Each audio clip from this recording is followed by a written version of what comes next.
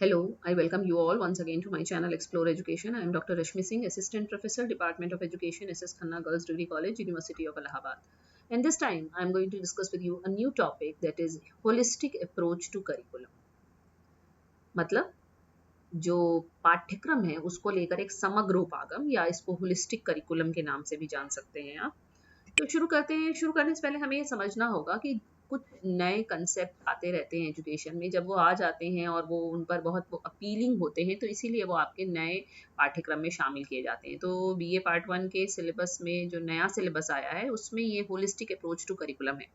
अगर आप इसको सतही तौर पर जानेंगे, पहली बात तो एक तो या तो आप इसे पढ़ें, नहीं पढ़कर जाएंगे तो फिर कुछ भी लिख देंगे कि पाठ्यक्रम समग्र होना चाहिए। कितनी लाइनें आप लिखेंगे? थोड़ा बहुत सब सरफेस लेवल का, सुपरफिशियल। लेकिन होलिस्टिक अप्रोच टू करिकुलम बहुत गहरी बात है और ये बहुत कुछ आईकेएस से मिलता जुलता है। जैसा कि इंडियन नॉलेज सिस्टम में कहा जाता है कि समग्रता में, संपूर्णता में, सारे एस्पेक्ट्स को लेकर, सारे डायमेंशंस को टच करते हुए पढ़ना पढ़ाना है, उसी बात की पर ये मुहर लगा रहा है होलिस्टिक अप्रोच टू करिकुलम। लेकिन कहने को ये नया कंसेप्ट है। जैक मिलर ने 2019 में बात की है होलिस्टिक करिकुलम की। और सोचिए, हमारे यहाँ तो हजारों साल पहले से ये था, पर वो बात दूसरी है कि अपनी चीजों का अपमान करने की हमारी आदत हो चुकी है, उसे नहीं मानना है। तो जैक मिलर होलिस्टिक करिकुलम में कह रहे हैं कि एग्जामिन्स द कनेक्शंस, हमको कनेक्शन एस्टैब्लिश करना है, हमको जोड़ के चलना है। क्या क्या जोड़ के चलना है? एमंग सब्जेक्ट थिंकिंग, यानी कि विषयगत सोच तो रखनी ही है, लेकिन कम्युनिटी को भी नहीं छोड़ना है। Soul, body, mind and earth. देखिए, जब आप अर्थ को साथ ले लेंगे, इसका मतलब कि इन्वायरमेंटल कंजर्वेशन, प्रोटेक्शन, सारी बातें इसमें निहित हो जाएंगी। कि विषयगत सोच, समुदाय, आत्मा, मन, शरीर, बुद्धि, पृथ्वी, सबका कनेक्शन चाहिए। By citing from indigenous scholars, देखिए इंडिजिनस की बात आ गई, philosophers, poets, authors and politicians, he explains the unity across different perspectives। वो कह रहे हैं जैक मिलर कि हमको डिफरेंट जो परिप्रेक्ष्य हैं, विभिन्न परिप्रेक्ष्यों के बीच मध्य हमको एकता चाहिए। And develops a transdisciplinary approach that he calls holistic curriculum. इसके लिए आप जानिए कि, देखो उसमें नहीं दिया, अभी तक भी देखती हूँ। तो आप जानिए कि holistic curriculum multi disciplinary, interdisciplinary से ऊपर ट्रांस डिसिप्लिनरी अप्रोच की बात कर रहा है।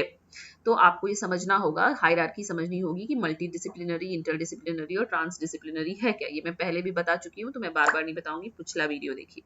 He discusses that a being यानी human is a system of interacting dimensions.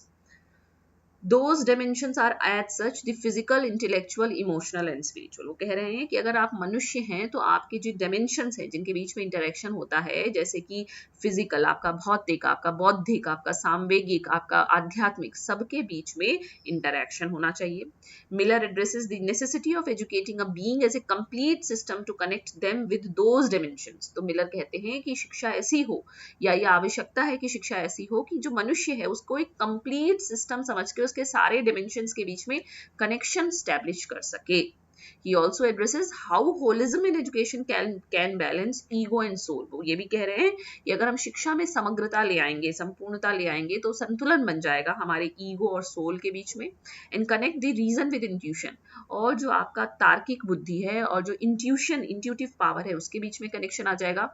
He highlights holistic approach by using teaching and learning strategies and curriculum frameworks that aim to develop students' well-being and sense of achievement। उन्होंने ये भी कहा कि अगर हम teaching और learning strategies के लिए होलिस्टिक अप्रोच अपनाएंगे, तो जो करिकुलम फ्रेमवर्क हमारा बनेगा उसका उद्देश्य होगा कि जो विद्यार्थी है उसका कल्याण हो और उसके अंदर अचीवमेंट का सेंस भी डेवलप हो। देखिए, हमारा एक एस्पेक्ट डेवलप होगा, दूसरा नहीं, तो हम कभी अचीवमेंट का सेंस और वेलबींग हमारे अंदर नहीं आ सकती।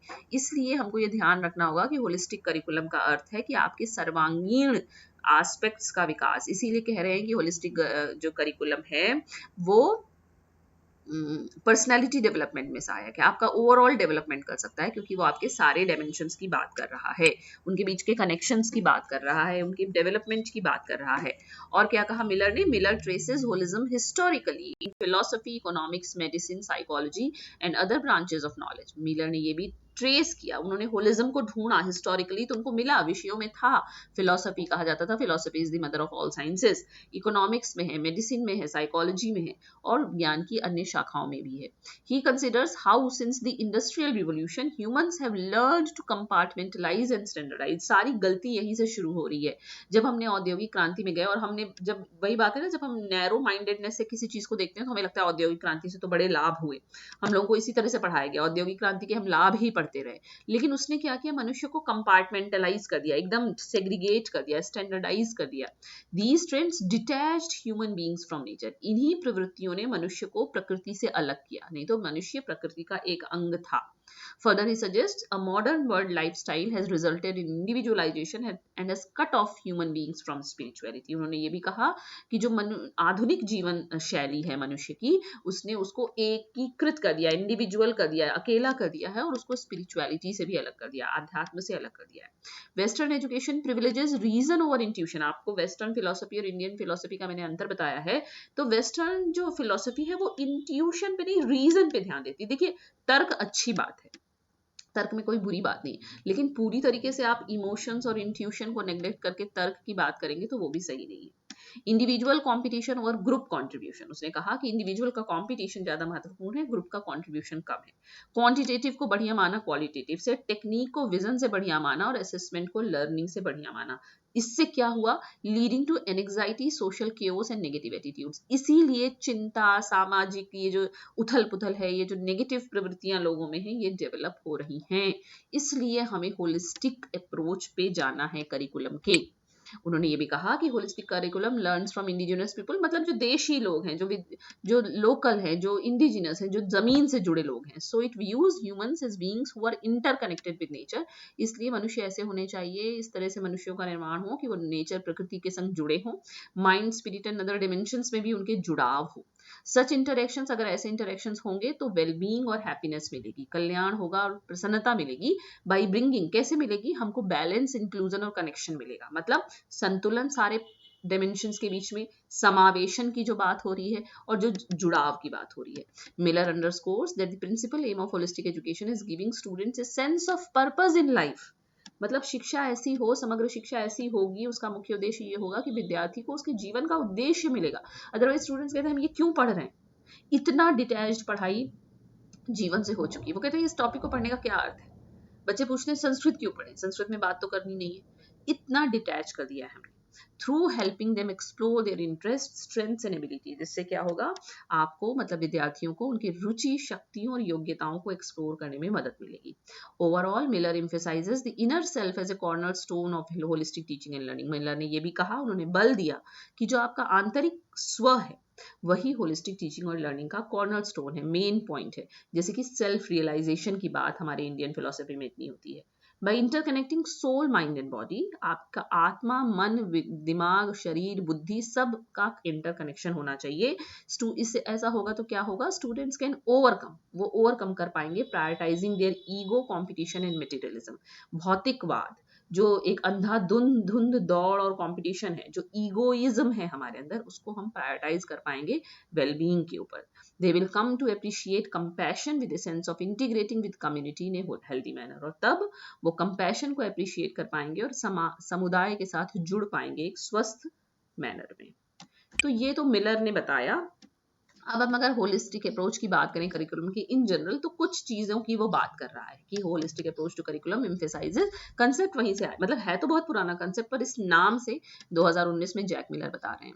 ए holistic approach to curriculum emphasises the development of the whole student. मतलब हमको विद्यार्थी को संपूर्णता में पढ़ाना है, इंटीग्रेटिंग, हमको उसका एकेडमिक, इमोशनल, सोशल और फिजिकल एस्पेक्ट्स में इंटीग्रेशन चाहिए. It recognises that learning is not just about acquiring knowledge. इसका अर्थ ये होता है कि शिक्षा या अधिगम का ये अर्थ नहीं है कि सिर्फ हमें ज्ञान मिल जाए, पर आपकी वैयक्तिक वृद्धि और विकास भी होना चाहिए. This approach aims to create a positive and inclusive learning environment where students feel valued, respected and empowered to become lifelong learners. इस अप्रोच का मतलब है कि हम इस तरीके का लर्निंग एनवायरनमेंट बनाएं जो पॉजिटिव हो, जो इंक्लूसिव हो, जिसमें सभी स्टूडेंट्स को लगे कि उनका मूल्य है, वो रेस्पेक्ट किए जा रहे हैं और वो सशक्त हो रहे हैं लाइफ लॉन्ग लर्नर बनने के लिए। तो कुछ पॉइंट्स इसके, जैसे इंटीग्रेटेड लर्निंग तो बात है ही, होलिस्टिक इंटीग्रेट, हमको कनेक्टिंग सब्जेक्ट्स करना है, विषयों को जोड़ के चलना है, रियल वर्ल्ड एप्लीकेशन की बहुत बात हो रही, तभी विषय से जुड़ सकेगा विद्यार्थी, इंटरडिसिप्लिनरी प्रोजेक्ट की बात हो रही है, ठीक है। और इमोशनल एंड सोशल डेवलपमेंट, जब आपको उसके इमोशनल एस्पेक्ट को, सोशल एस्पेक्ट को एकेडमिक एस्पेक्ट के साथ लेकर चलेंगे तो लर्निंग एनवायरनमेंट कैसा होगा, पॉजिटिव। उसकी सोशियो इमोशनल लर्निंग भी होगी, आजकल SEL पर बहुत बात है, उसका कैरेक्टर डेवलप होगा जो बहुत जरूरी है। और तीसरी बात क्या हो रही है, फिजिकल वेलबींग, उसका फिजिक भी डेवलप होना चाहिए, physical activity, wellbeing, physical education, mindfulness, योग, मेडिटेशन प्रैक्टिसेस, ये सारी बातें।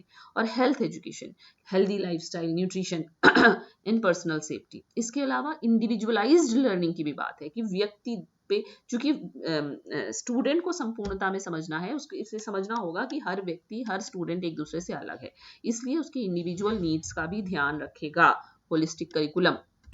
और स्टूडेंट सेंटर्ड अप्रोच, अच्छा लाइफ लॉन्ग लर्निंग, चलो स्टूडेंट सेंटर्ड अप्रोच की बात होगी, असेसमेंट एंड फीडबैक आप उसको देंगे, है ना, गोज बियॉन्ड स्टैंडर्डाइज्ड टेस्ट। जो स्टैंडर्डाइज्ड टेस्ट था, आपने अगर असेसमेंट का इनोवेटिव मेथड वाला वीडियो सुना हो, तो स्टैंडर्डाइज्ड टेस्टिंग ने ही सब बेकार कर दिया।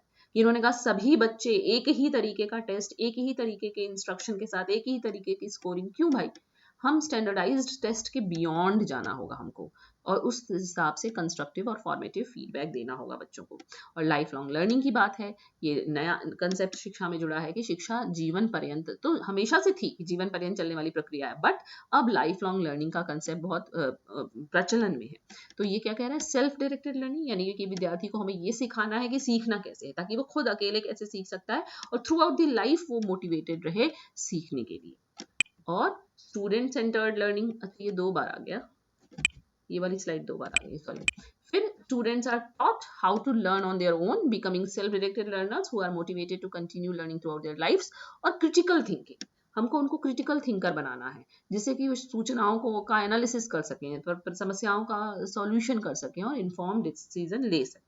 और क्रिएटिविटी एंड इनोवेशन की भी बात, कि students are given opportunities to express their creativity and innovation, fostering a love of learning and a desire to explore new ideas. तो बहुत अच्छा कंसेप्ट, पर जब तक जैक मिलर नहीं बताएंगे, जब तक कोई विदेशी नहीं बताएगा, तब तक हमारे कंसेप्ट, हमारे करिकुलम का हिस्सा वो नहीं बनेगा। तो भले बहुत पुरानी बात हो, पर जैक मिलर साहब ने अच्छा किया कि इसको नाम दिया, नया नवीन बनाया इस कंसेप्ट को, और फाइनली हमारे करिकुलम का हिस्सा बना। तो हम इसे पढ़ रहे हैं और पढ़ा रहे हैं कि होलिस्टिक अप्रोच हमको रखनी है करिकुलम में, और लाभ क्या है उसके।